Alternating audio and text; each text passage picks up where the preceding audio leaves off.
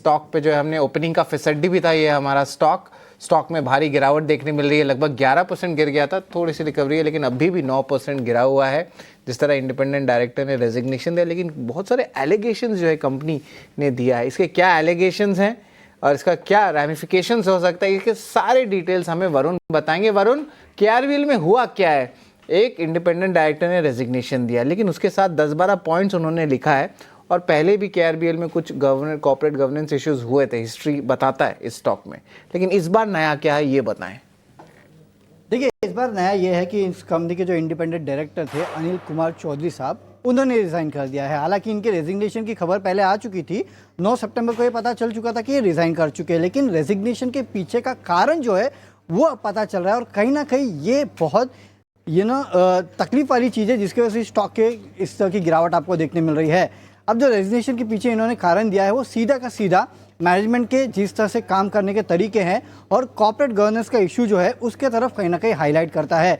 क्योंकि ये कह रहे हैं कि किसी भी, इनके लेटर में इन्होंने कहा है कि किसी भी कंपनी को अच्छे तरह से काम करने के लिए गवर्नेंस का इशू सही तरीके से रहना चाहिए, और साथ ही साथ इंडिपेंडेंट जो व्यू है वो सामने रखना चाहिए। लेकिन ये सब जो है इस कंपनी के बोर्ड से पूरी तरह से नदारत है, ये इनको समझ में आ रहा है। और साथ ही साथ कुछ इश्यूज थे जिनको इन्होंने हाईलाइट किए थे, मैनेजमेंट के पास लेके गए, लेकिन उन चीज़ों पे ध्यान नहीं दिया गया।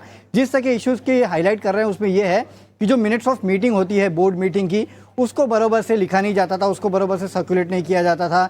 इसके अलावा कुछ इन्फॉर्मेशंस थी जिनको जानबूझ के रोका जाता था ताकि डिसीजन मेकिंग में इसका प्रभाव पड़ सके। इसके अलावा भी अगर आप देखेंगे तो कुछ राइट ऑफ्स किए गए थे जो कि बिल्कुल अनजस्टिफाइड थे। सीएसआर फंड्स का इस्तेमाल जो है वो बराबर से नहीं हुआ। वेरिएबल पे जो है उसको सही तरीके से नहीं दिया गया। इसके अलावा जो ऑब्जेक्ट क्लास होता है कहीं ना कहीं उसको भी बराबर से नहीं किया गया, और उसमें काफ़ी सारे चेंजेस किए गए।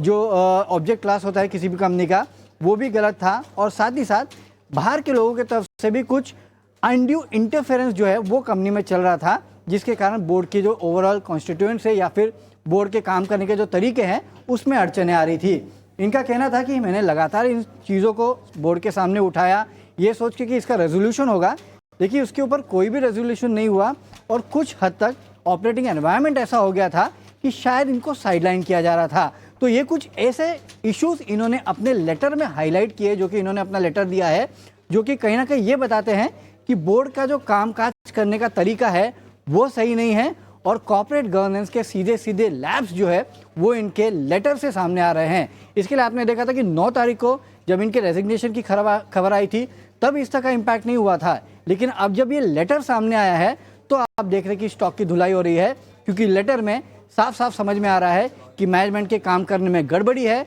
और कॉर्पोरेट गवर्नेंस के इश्यूज जो है वो केआरबीएल में साफ समझ में आ रहे हैं इस लेटर के बाद। जी बिल्कुल, धन्यवाद वरुण, आपने जो है पूरी तरह डिटेल्स बता दी केआरबीएल के लिए और क्या रीजंस हैं जिसके द्वारा इतनी भारी गिरावट देखने मिल रही है, स्टॉक में लगभग 9% गिरा है। Thank you very much Varun. लेकिन चलिए एक छोटा सा ब्रेक लेते हैं, और ब्रेक के उस पार जो है